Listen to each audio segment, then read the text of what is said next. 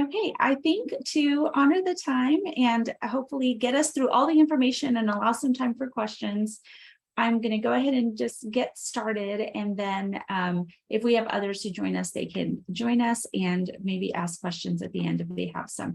But I would like to start by welcoming you to Premier. I know you've probably already joined some sessions, but we're so glad that you're spending your Saturday learning more about Baylor. And we hope that we get to answer all the questions that you have throughout the different sessions that you join. My name is Amanda Torres, and I serve as the Senior Director of Undergraduate Admissions. And I'm joined by my colleague that I'm going to turn it over to so he can introduce himself and provide some great information about sociology. So thank you again for joining us. Good morning, everyone. My name is Dr. Christopher Pieper, and I'm the Director of the Undergraduate Program in the Sociology Department here at Baylor. It is actually a beautiful spring day here in Waco, and I wish you could be with us here in person, and maybe you still can be in the near future. It's really gorgeous here, and we're so glad that we could host this even in a virtual setting. My job here today is to introduce you to our department and share a few things that make us special and attractive, and then try to share and answer as many of your questions as we can. Now, our department, the Sociology Department, is actually one of the oldest on campus. It was established in 1910, over 100 years ago, and we are now a thriving department of 17 full-time faculty, 26 full-time graduate students, 125 undergraduate majors, and 90 minors. 3 of our courses are part of the core curriculum required of all students in the College of Arts and Sciences, and each year we teach about 1,500 Baylor students, which is nearly half the whole student population. So we are deeply involved in the everyday campus life of the community. And so now I'd like to share my screen and present some a little bit of overview of our department for you. Hopefully everyone can see what I'm doing. This is the most common question I get. What actually is this field? It's a common question because it's not a discipline or field that's often taught in American high schools, particularly in Texas. But sociology is simply the science of society.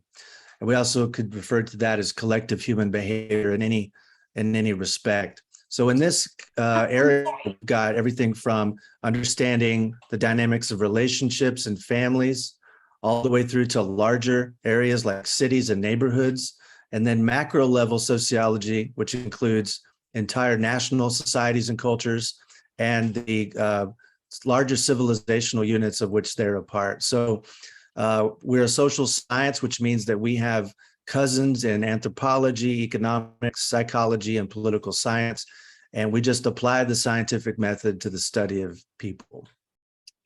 Here's some of the questions that we often Sorry, can I interrupt? The presentation, we can't see. Ah, okay. One Sorry moment. about that.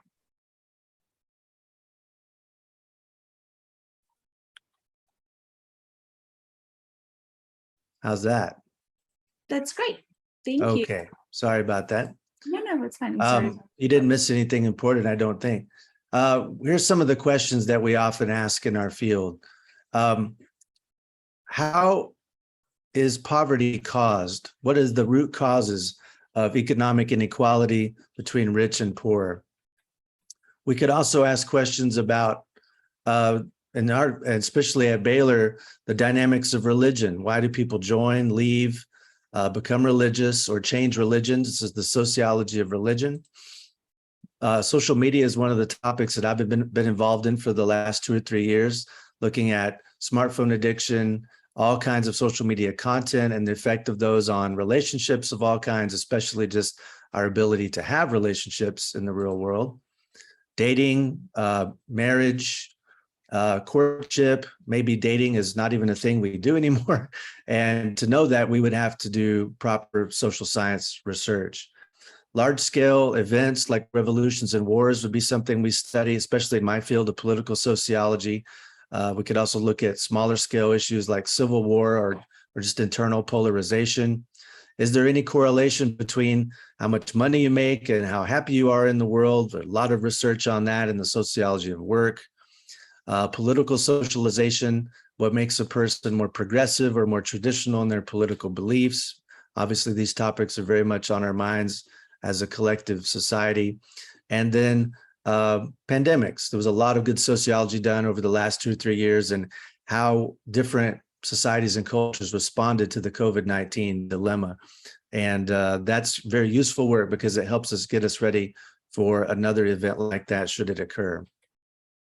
The major that we have is very straightforward. We have 5 required courses, and these are courses in methods, basic intro to sociology, and then the theory course, and then my capstone course, which is offered for seniors.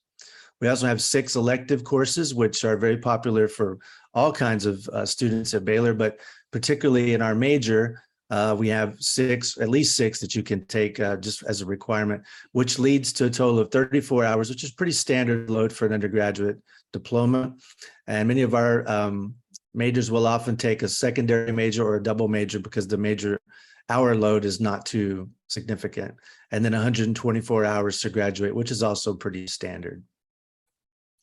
Some courses that we actually offer, these are real courses that some of them are real, that you'll see in our catalog and available every term or so. That marriage and the family class is very popular. The race and ethnicity class is also offered for core credit. That's a core curriculum course. I teach a course on social movements, which is basically how to overthrow the government whenever you need to. Population health, which is basically a demography class looking at health dynamics. All about criminal justice and criminology, forensic science. So all of you true crime, murder podcast people, this is a course for you. Wonderful course in gender and sexuality. And I teach a class right now on social psychology, which is kind of on the border between psychology and sociology. And wouldn't it be nice if we could teach this course on TikTok culture? I mean, our culture is TikTok culture right now. So it's kind of just studying culture. And then Peloton and other cult-like behavior. These are all pending approval by the dean, of course, and I'm being a little tongue-in-cheek about all of that. All right, we have a new concentration in the sociology of health, which I'd like to talk to you about.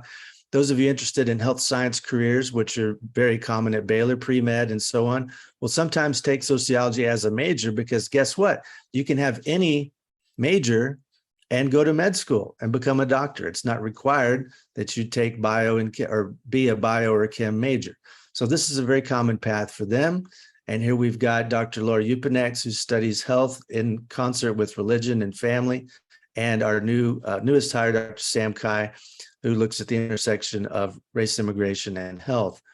So these courses look like the population course that I just mentioned, a wonderful course that's cross-listed with social work called Aging and Mental Health, which looks at some specific mental disorders related to aging.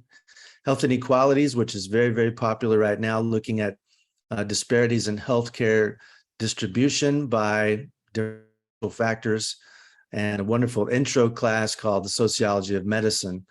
And we're going to be adding to this list as time goes on and our faculty continues to grow.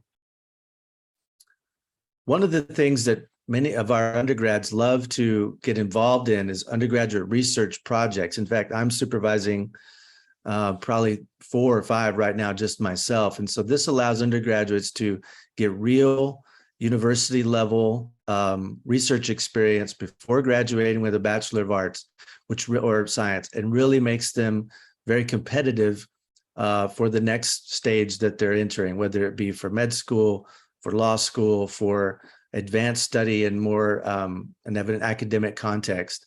And this is something we routinely do, and the projects coming out of this are wonderful, often resulting in publication for those students, which is really going to help them get a boost up and develop a mentor relationship with one or more faculty members. And then they often come to us to conferences, either nearby in Texas or a neighboring state, or at the national level, which is very good experience for them. And we're a small enough department that we can do this and really give you the kind of focused attention that you would need. We also have several student organizations just dedicated to sociology majors. SOUL is the Sociology of Undergraduate Lives, and they get together every once in a while and talk about social issues. They also have movie nights where they'll break down a TV show or a movie sociologically. And when it comes time for an election or a debate, they'll get together and discuss that. In fact, the last time we did this, everybody dressed up as their favorite candidate, which was pretty fascinating to watch. And then there's a lot of panels that are actually very informative for students on what kind of jobs can I get? How do I go about getting them? And then getting ready for grad school if that's in the cards for you. We are a smallish department, as I said, with just under 20 faculty, around this number of majors and minors, and it continues to vary from year to year, but that's a pretty standard amount. And because of this, the faculty and I will get to know each one of these students very well over the 4 years that we're together. And this would not be true if it were a very large major where the students are very difficult to kind of get to know individually. So as a result, we get to kind of make family relationships with them and know them as mentees and friends, and really develop that kind of bond that you want from a school like Baylor. You will always be known. You will never fall through the cracks. You will never be isolated in this major. And that's why it is so high, and our graduation rate is near 100% for the sociology department. What do people do with this degree? Well, it breaks down kind of like this. We have about a third going into research, teaching, or some academic realm. We have another third going into various other things, which are diverse. About 20% going into business, 16 or so percent going into social services, and a whole lot going into health too. So let's look at those individually. This large group going into teaching and research will often end up as educators themselves in primary and secondary schools all over the state and the country. And then many of them also enter more academic life for further advanced degrees, such as a PhD or a master's. And these students are getting into some of the best schools in the country: UT Austin, Penn State. These are just a few in the last 2 or 3 years, Texas A&M, and the list goes on and on. It is very rare that one of our students who applies for one of these top 20 programs does not get in, because of the mentorship and the training that they've got here as an undergraduate. Business is also a common destination for our students, and this takes a variety of forms. We train our students in a variety of data collection techniques using focus groups, surveys, and intimate interviews. And as a result, big tech firms that you may have heard of or bought from, including these Silicon Valley-based companies and Gartner, which is an international firm of data collection experts, will hire our students to begin marketing research, basically, and finding out what consumers want. This is also related to advertising, which many of our students will go into as well, sometimes with a marketing degree as a secondary major. And then we have a number of students that have ended up in financial firms, of all things. In fact, one of them was the official COVID response coordinator for the state of Texas, but she was working for Deloitte at the time. It was kind of a contracted thing. And she did that with her Baylor undergraduate degree, and really phenomenal work there, and other financial firms as well. HR is a common destination, and so I won't go into that very much because it's pretty straightforward how that would play out. Community work is fascinating because you're able to see the results of your work in the lives of human beings right away, in the betterment of their lives. Here at Prosper Waco, we have many former students working, as well as other communities around the state. San Antonio Police Department just hired one of our former students to be a detective, and one of our former students is now working at the FBI in a division that I cannot discuss because it's actually pretty secret, but it's cool. It's very cool stuff. And then various elected officials at different levels of government, including the governor's office, state representatives, and then in a variety of social service organizations like CPS, and we call these kind of where the rubber meets the road, really on the ground intervention and social work for people that really need it urgently. And then they sometimes go on and do things we didn't anticipate, like more professional school. In law school, we've had such good luck getting our students into really top shelf law programs.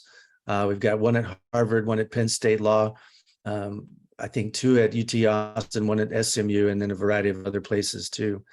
And then a med school placement rate is probably about 80%. These students often will have secondary or double majors, and they're becoming physicians as we speak. And the thing I always tell parents about a sociology degree is that you need to ask yourself, does this field relate to people? Does it relate to human beings? And if the answer is yes, and it probably is, then sociology is going to be a good degree for your student. And we have data now that shows us that our students are actually outperforming other more common majors in terms of getting jobs and also in terms of the salaries that they're pulling down. Here's some of this new data that just came out this year. These are more common majors down here in the communications business and so on. But social science majors are actually, for their starting salaries, doing better than many other more popular and common majors. And the reason for that is our sociology majors have this skill set that is very focused in data collection, analytics. It's very useful for understanding the dynamics of your organization and focusing on how can we turn our firm, whatever it may be, into a place where human flourishing is at the center. So there's a strong values orientation here too, that goes with this very specific skill set that they all have. And so that makes them very competitive on the marketplace. Here's a person that got a sociology degree. Maybe you've seen or heard of him. Here's another. Talk about a different skill set. And good old Steph Curry, one of the greatest basketball players of all time, just got his degree from Davidson College. He wrote a marvelous thesis, which I read part of. And apart from being a brilliant basketball player, he's also a brilliant writer, I'm proud to say. One of the most celebrated presidents of my lifetime. Good old Amanda Gorman, one of the up-and-coming poets who spoke at the inauguration a few years ago. That just gives you a sense of the breadth and the depth of talent that we see within the sociology major here at Baylor and in other places.